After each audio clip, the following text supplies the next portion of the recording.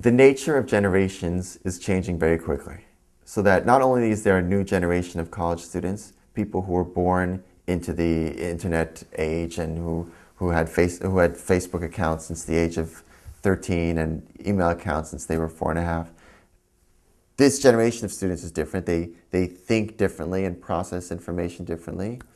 But parents are also very different. This is a new generation of parents because of things like email, cell phone, and some parents are more immersed in it and knowledgeable, and some parents are much less.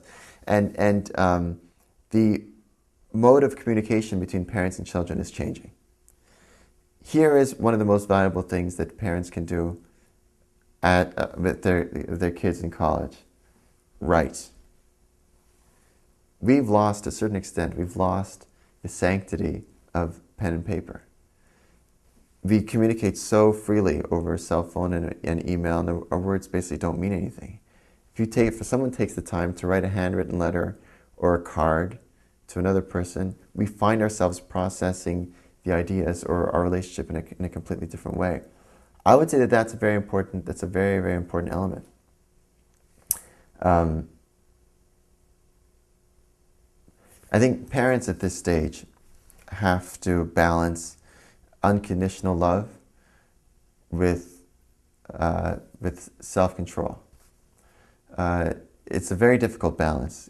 College students need to feel like their parents love them, like their parents support them and want them and will help them do whatever makes them happy.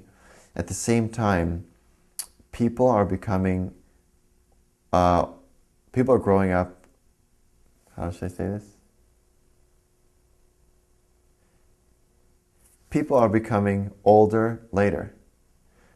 There's a whole field emerging in psychology called the theory of emerging adulthood, which is that it used to be that in a person's early 20s, once they finished college, they assumed all the responsibilities of adulthood. They sought to get married, start a family, and support themselves. Nowadays, this period is prolonged, usually until late 20s or early 30s. People transition more slowly into adulthood.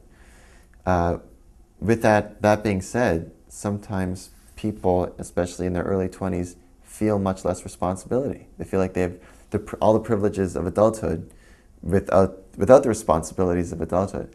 And sometimes parents sense that their kids just are not understanding the vast responsibilities which they have to undertake, and panic. Parents panic because of that. And I do think that parents need to know. They need to create open lines of communication with their child on their child's terms, to understand as best as they can the nature of the world that their child is in.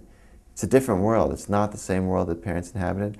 And even though parents have a great degree of wisdom, they know their child in ways that their child does not know themselves, they need to understand first the world that the child is in before advising the child. And ultimately, advice is only taken when someone wants to hear it.